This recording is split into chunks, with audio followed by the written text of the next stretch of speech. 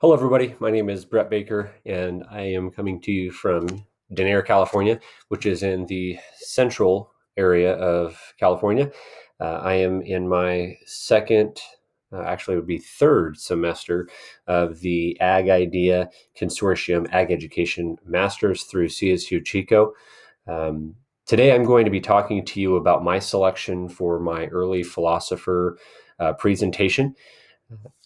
Today, I decided to speak to you about Horace Mann.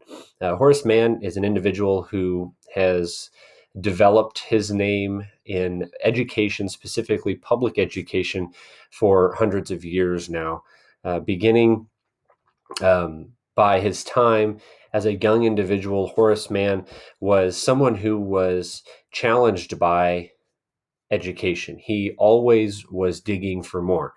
Um, Through his time as a young adult and into his adult and professional life, Horace Mann became known as what we call the father of the common school.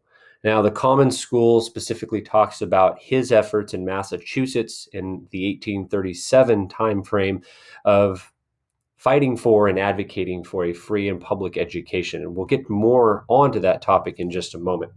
A little background information about Horace Mann. Horace was born May 4th of 1796 in Franklin, Massachusetts, to Thomas and Rebecca Mann. Horace had a older brother, and a younger sister. However, they were in a poor farming family. Most of their time was spent working on the family farm, working in the agricultural sector, and not much of their time was spent in education. As a result, you would see in a public school year, um, Horace was only attending school 9 to 10 weeks out of that school year. He did much of his own teaching. He became what we would call a self-taught student. In addition to the minimal time that Horace Mann spent at school, there were other factors that compounded the difficulty of a very thorough and effective education, such as the small schoolhouse that he attended school in and the less than stellar staff that occupied that schoolhouse. Some of these factors in Horace's early life is what really stimulated his interest and involvement in education over the next several years. Uh, Horace lost his father due to tuberculosis, and therefore the family farming operation fell onto his older brother. Each boy was given or inherited $200. And at that time, that was a sum of money that could be spent for some sort of a livelihood. However, Horace had a younger sister who, in order to feel that she was being taught effectively, he took that responsibility onto himself. To save them the money of her tuition, he actually spent time teaching his younger sister Lydia, how to read and write. This is also what really began to show Horace that he had not only an interest but a passion for education. As he began and continued through his educational time, at the age of 20, Horace was admitted to Brown University with sophomore status, which was almost unheard of at the time. And during his 2 years there, to finish up his degree, Horace excelled and developed an interest in education, politics, and societal improvement. In 1819, Horace, though, decided to pursue a career in law. After his graduation, in between his time while he was clerking for various judges, he did spend 2 years teaching Latin at Brown University, and then he did move on in 1827 to serve in the Massachusetts House of Representatives.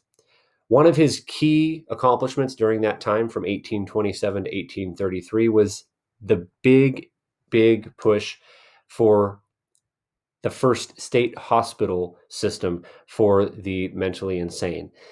Although this may seem as a derogatory type of note in his list of accomplishments, this is one that Horace felt was not only an improvement for those individuals who were suffering with mental illness, but also the society that they lived within.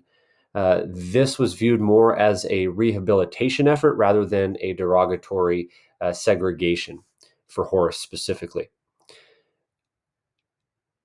In 1835 to 1837, uh, Horace went on to serve in the Massachusetts Senate, and one of his highlights or key accomplishments during that time was serving as president of the Senate in 1836. This is where Horace's life changed. His efforts and vision expanded towards public education. As mentioned earlier, he is known as the father of the common school, which is the basis of a free and public education. He spent time working with politicians and other influential public education advocates to develop the first ever Board of Education in the state of Massachusetts. In order for this Board of Education to be successful, it did need someone who was involved, knowledgeable of what it would take, and Mann was that person.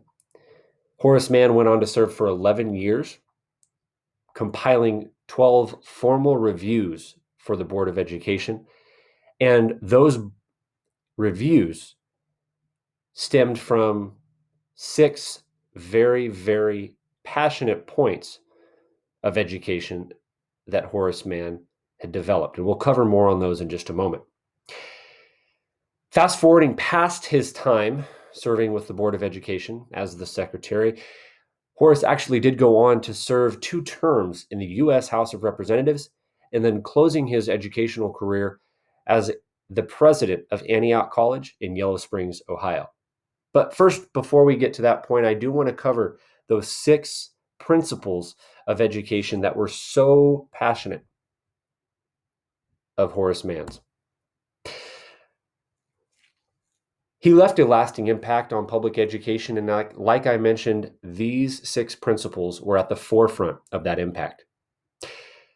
Horace believed that a republic could not remain both ignorant and free.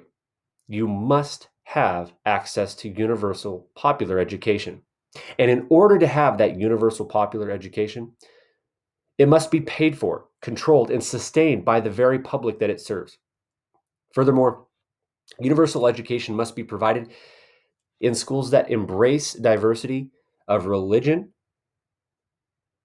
society, and ethnic individuals.